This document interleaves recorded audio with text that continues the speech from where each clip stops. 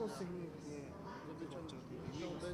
хүний эрхийн комисс хуульчдын холбоо сандрын хамаа газартай хамтраад иргэдтэй зөвлөгөө өгөх юм 3 өдрийн арга зүйн зөвлөгөө. Энэ дээр бас манай нийслэлийн нэгдсэн хүчнүүд бас ямар байдалтай оролцож тэгээд 3 өдөр маань бас ямар дараалал. За тэгэхээр юунд өвний телевиз үзэгчдийн өдрийн мэндийг хүргье.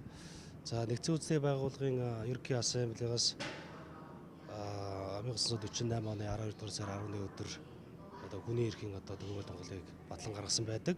Үүнтэй холбогдуулаад жил бүрийн одоо 12 дугаар сарын 11 өдрийг олон улсын одоо хүний эрхийг одоо өдөр болгож боломжтой болгоод тэмдэглээд явдаг юм байгаа.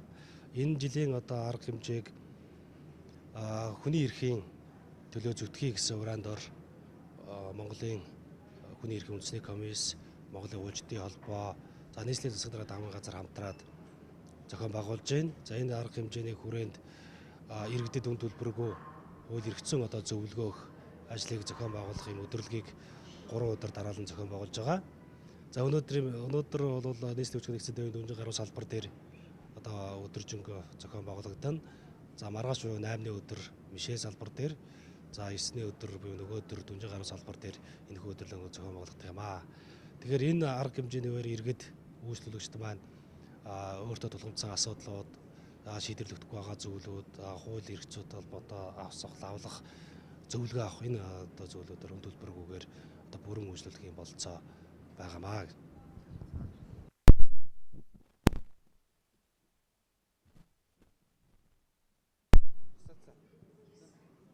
Байна уу?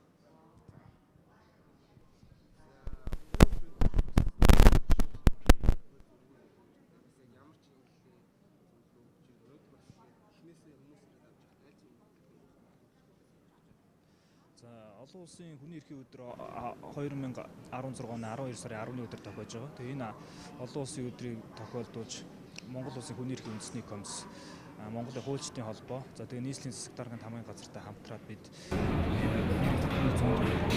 ажлыг хэмжин барах хуралдааны маргааш бид мишэл хуралдааны за дараагийн хуралдааны бас үйл ажиллагаа зохион байгуулж байгаа. Энэ бол хүний эрхийн үндэсний комисс, Монголын хуульчдын холбоо иргэдийн одоо эрх ашиг хамгаалж хүний эрхийн зөрчилдөөс өрсөн сэргийлэгчийг ажиллаж явуулдаг юм байна.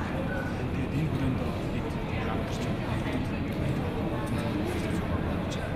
энэ бол одоогийн байдлаар бас иргэд ихээр ирж байна. За голдгүй одоо газрын маргаан, за үйл хөдлөх болон бус одоо эдгээр үйлчлэх эрхтэй холбоотой маргаан, за хүмүүрийн одоо харилцааны асуудалтай бас эрхийн зөрчигдсөн асуудал зөвлөгөө авч байна.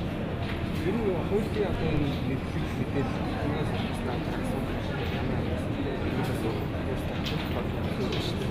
ер нь бол эрх зүйн мэдлэг дутагаас болоод иргэд өөрсдөө одоо эрхээ зөрчүүлэх одоо эрх ашиг холбоо ийм байна гэж байгаа.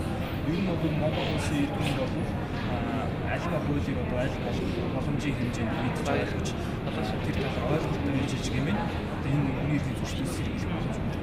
Иргэний хувьд ч бас зааж ирсэн гэдэг хуулийн мэдээгүй улсын болж ямар нэгэн одоо асуудал болох юм бол энэ бол хариуцлагаас юм уу эсвэл байдлаас одоо шийдэл өгөх үндэслэл болохгүй гэсэн зааж өгдөг. Тэгэхээр үүний дагуу иргэд эрх зүйн нийтлээ сайжруулах шаардлагатай. За тэр ч хүрээндээ бол бас хүний эрх үндэсний хүмүүстэй болно гэж байна. Энэ иргэдийнхээ эрх зүйн нийтлэг болгохыг нэмэгдүүлэх чиглэлээр за бас болж өгөх за хууль зүйн тусалцаа зөвлөдөг нь одоо энэ өдрүүд зарлалтаар ажиллаж байна. Хүний өөр ямар ч үйл